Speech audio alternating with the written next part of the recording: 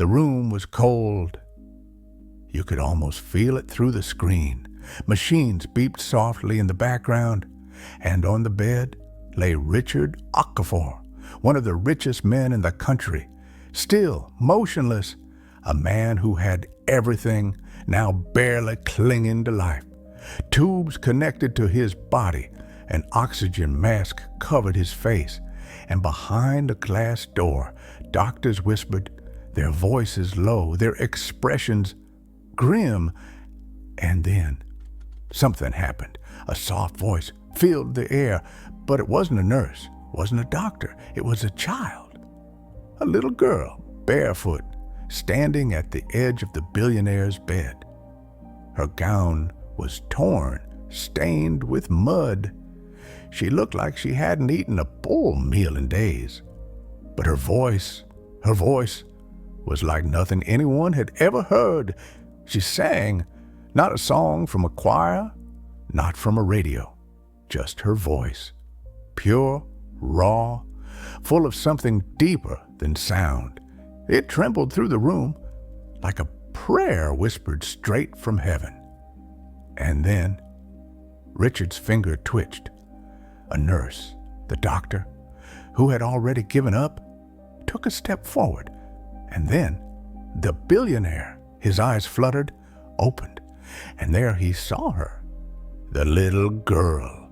3 days earlier, she was just another face in the crowd, running through the chaotic streets of Makoko Market, a sack of tomatoes on her head, tiny foot dodging puddles, balancing a heavy load under the scorching sun. Her name was Amara. No mother, no father, no home. She lost everything in a car crash 2 years ago, a crash that should have taken her life too. But somehow, it didn't.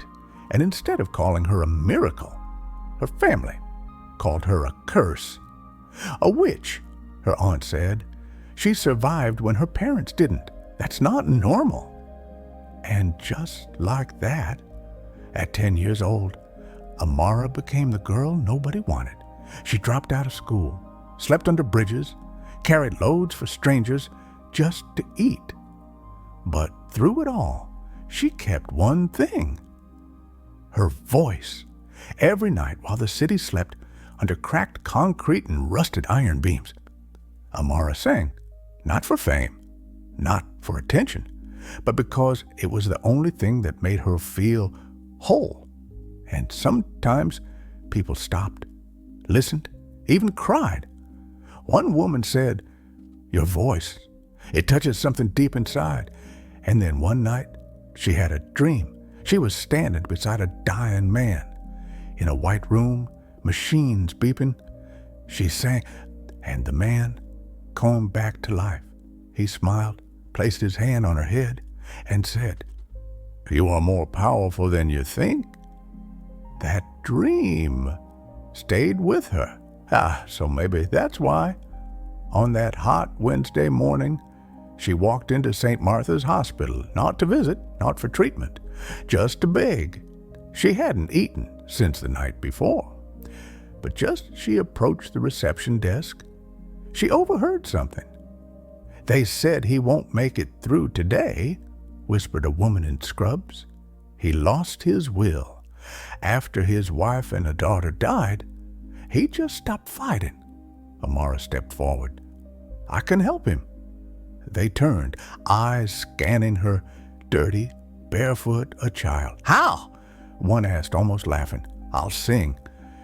At first, they chuckled, shook their heads, but one of them looked closer into her eyes and saw something calm, certain.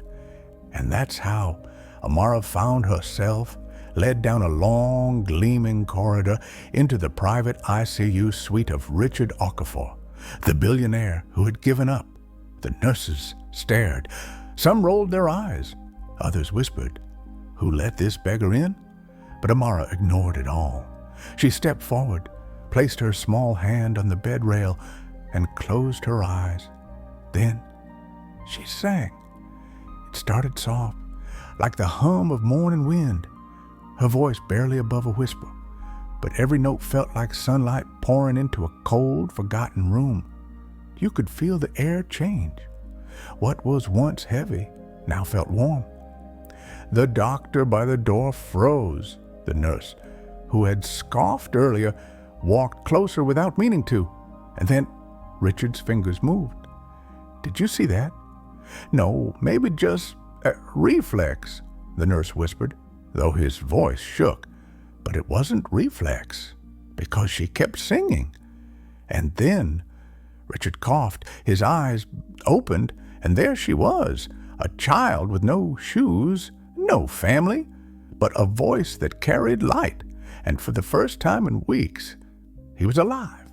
By morning, word had spread. The billionaire woke up. They say a little girl healed him with her voice. Amara didn't care about the rumors. She just asked, "Can I sing for him again?" And so she did. Every morning, every evening, she'd walk into that cold white room, hold his hand, and sing. No fanfare, no cameras, just a girl singing life back into a man the world had given up on. And on the third morning, Richard spoke. His voice cracked rough, but he said it. "I don't know who you are, but your voice, it found me." Amara smiled. "You're awake." He nodded. "Barely." "You didn't let me die." "No, sir," she whispered, "because someone still needs you."